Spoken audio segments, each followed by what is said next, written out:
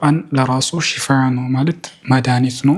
አላ ቢዚክሪላሂ ተጥመኢኑል ቁሉብ ስጁድ ውስጥ በጣም ዱዓን አብዙ ብሎ ነገሩን። የሰው ልጅ ጭንቅ ሲመጣበት፣ ሲቸገር፣ ሲጨነቅ ዚክርን በማድረግ ነው በጣም እርካታ የሚያገኘው።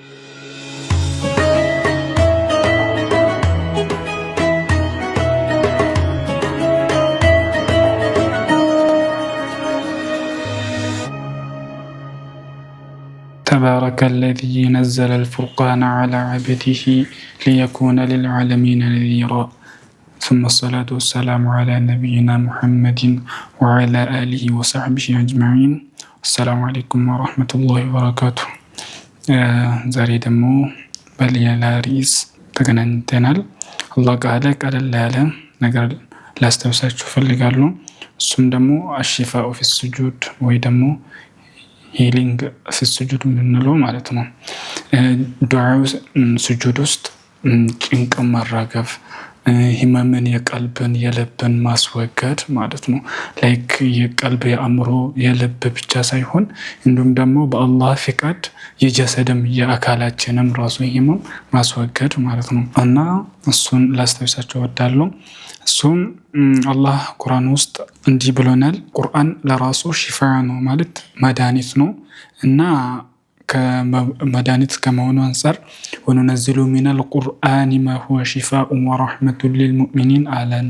አላህ ጌታችን ከቁርአን እናወርዳለን ለሰው ልጅ መድኃኒት የሆነውን ወይ ደግሞ ሽፋ የሆነውን በቁርአን እናወርዳለን። እሱን ተጠቅሞ ራሳቸውን እንዲፈውሱ ራስም እንደ መድኃኒት ተጠቅሞ የቀልባቸውን ህመም የልባቸውን ህመም እንዳስወግዱ ከቁርአን እናወርዳለን አለ እና በሌላ አያ ደግሞ አላ ቢዚክሪላሂ ተጥመኢኑል ቁሉብ ስሙ እናንተ ሰዎች ወይ በአላህም በመዘክር ነው አላህም በማስታወስ ነው የሰው ልጅ ልብ የሰው ልጅ ቀልቡ እርካታ የሚታገኘው የሚተረጋጋው ከጭንቅ የምትወጣው ከሌላ ነገር ከየትኛውም ነገር አንፃር የሰው ልጅ ጭንቅ ሲመጣበት፣ ሲቸገር፣ ሲጨነቅ ዚክርን በማድረግ ነው በጣም እርካታ የሚያገኘው። ከየትኛውንም ላይክ ዝናናሉ ብሎ ምንም ነገር ፈንድ ይሄዳል፣ ስንቱም ገንዘብ ፈንድ ያርግ፣ ግን ትክክለኛው ወደ አላህ በአላህ አምኖ ወደ አላህ ተመልሶ በልቡና ከቀልቡ ዚክር የሚያደርግ ከሆነ ከየትኛውም በላይ ጡማኒናን ይሰጠዋል ማለት ነው። ያለውን ጭንቅ ያለውን ህመም የቀልብ ጭንቀትን ያስወግድለታል ማለት ነው። ነቢያችን ሰለላሁ ዐለይሂ ወሰለም እንደዚሁ አቅረቡ ማ የኩኑ ልዐብዱ ሚን ረቢ ወሁወ ሳጅዱን ፈአክትሩ ፊሂ ዱዓ አሉ። የሰው ልጅ ወይ ደግሞ የአላህ ባሪያ በጣም ከየትኛውም ቦታና ከየትኛውም ጊዜ አንፃር ወደ አላህ በጣም ቅርብ የሚሆኑ ስጁድ ውስጥ ሆኖ ነው። ስለዚህ ስጁድ ውስጥ በጣም ዱዓን አብዙ ብሎ ነገሩን። ይህ ማለት አንድ ባሪያ ዱዓ ውስጥ ስጁድ ውስጥ እስካለ ድረስ በጣም ወደ አላህ ተቃርቦ ነው ያለ ማለት ነው። ከየትኛውም ቦታ በላይ አላህ ብለን በዛ ሰዓት ስጁድ ስናደርግ አእምሯችንም ሆኖ ልባችን በጣም ወደ አላህ ቅርብ ነው። እኛ ብቻን ሳይሆን አላህም ደግሞ ላይክ በጣም የለኛ ቅርብ መሆንበት ቦታ ስለሆነ ላይክ እዛ ውስጥ በጣም ዱዓ ማድረግ አለብን።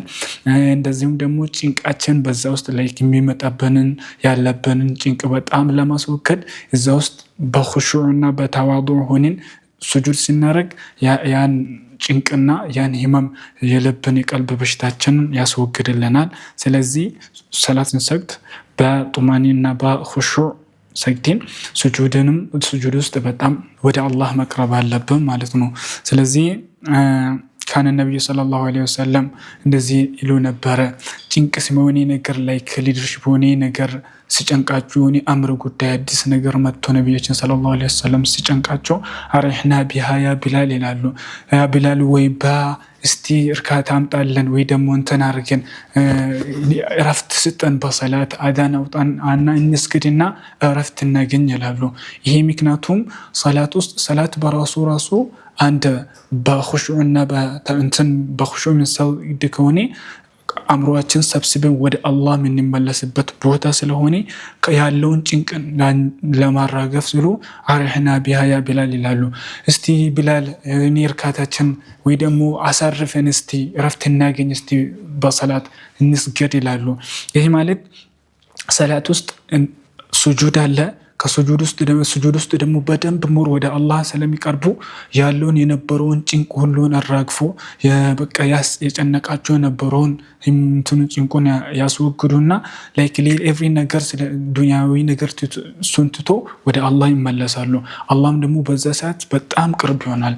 ስለዛ በዛ ሰዓት ዱዓ ማብዛታችን ሞር ተቀባይነት አለው ማለት ነው። ስለዚህ ሰላት ስናረግ በደንብ በኹሹዕ መስገድ አለብን።